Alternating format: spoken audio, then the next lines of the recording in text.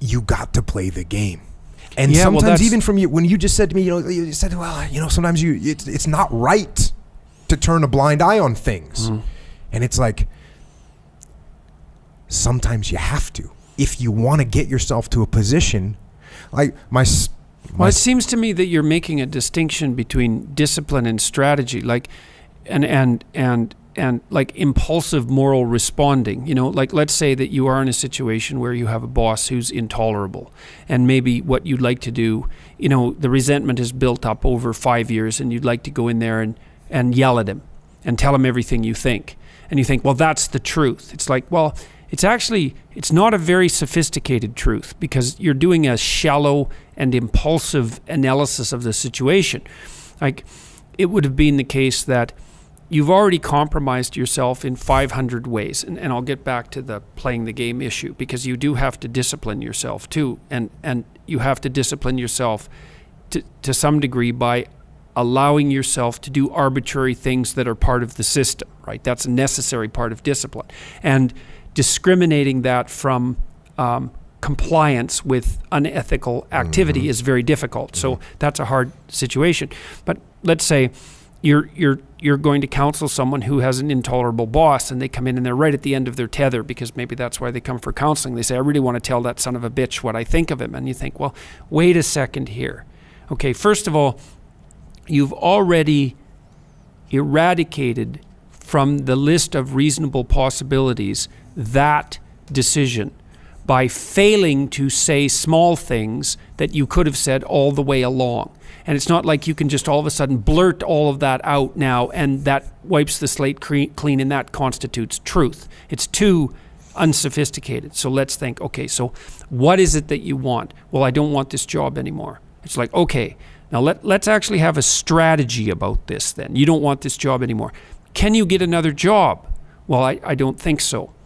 Well, so you can't just quit. Well, no, I can't, because then I don't have any money and my family depends on the job. It's like, okay, so you can't just stop this. That's not a viable solution. You go out of the frying pan into the fire, or you substitute one set of unethical actions for another set of unethical actions that are even worse. That's not helpful. All right, so let's start thinking about what exactly it is that you want. It's like, well, maybe I want a better job. I want to work for someone who's more reasonable. Okay, so what's stopping you? Well, I don't have my CV in order. My resume isn't up to date. Well, why is that? Well, I haven't done it for 5 years and I don't like doing it. Well, why is that? Well, because I'm kind of embarrassed about it, because it has holes in it and it shows where I'm lackadaisical and where I'm not prepared. It's like, okay, how many things are there like that? Well, there's a bunch of things, and they're all associated with how I've procrastinated in the past. It's like, okay, what are we going to do to rectify that? So I'll say to people, why don't you update your CV? That's what we'll do first, because if you're going to look for a different job, I'm not saying you're going to look for a different job. But if you're going to look for a different job, you're not going to unless your CV is updated. Yeah. And so why don't you go? You're also not going to unless you can get a good recommendation from this boss that's a tyrant. And well, so that's right. You got to play the game. There's 10 strategic actions that you're going to have to take in order to make yourself able to move laterally or up. And the truth isn't going in and yelling at your boss and telling him everything you think about him. The truth is trying to figure out the very, very difficult process of how you put yourself in a better position.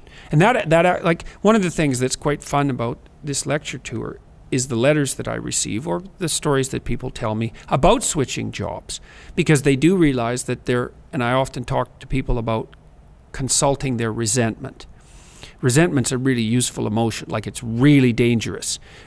It's one of the most dangerous psychological states, I believe, but it's unbelievably useful, because resentment usually only means one of two things. It either means quit whining and take it on because you're immature, or it means you're allowing yourself to be taken advantage of and you have something to say or do. And so you want to sort out the first part and find out if you're just being immature, and you can think that through and you can talk to people. But if it's the second, it's like, no, you've compromised yourself in a variety of ways and you have to figure out how to get out of that. And if you're resentful, that's evidence that you have in fact done that. Okay, so now the issue would be, well, how can you set your life up so that you can be without that resentment? And so that's when you start to develop a strategy for, there's actually an adventure in this too. I mean, I've had a number of clients who have been in jobs that they didn't like at all. And, they were tyrannized by someone, for example, and they were also working below their hypothetical level. And we'd put together a plan. It's like, okay, you're going to make 3 times as much money in 5 years. That's the plan. But that's not going to be simple. So there's education. You got to educate yourself, maybe formally, because you've got holes. You got to fix up your resume. You've got to overcome your fear of being interviewed. You have to start sending out 50 resumes a week on a regular basis and be prepared for a 99% rejection rate.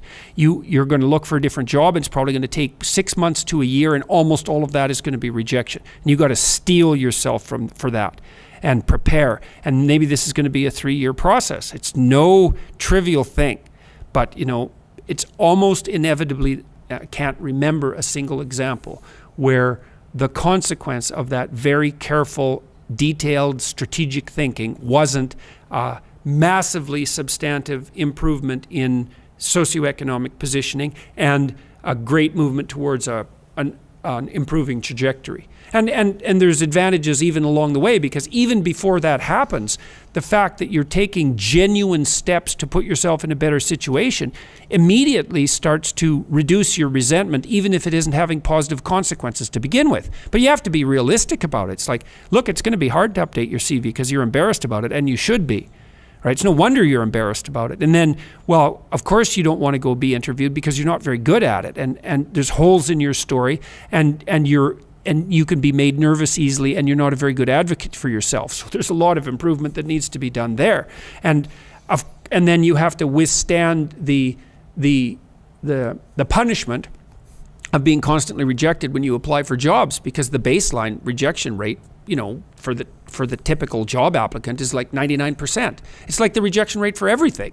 Is this going to work? No. But if you do it 100 times, it might work once. That's all you need. That's exactly it. You only need that once. And so the truth there isn't to yell at your boss. The truth there is to get your life together. Yeah.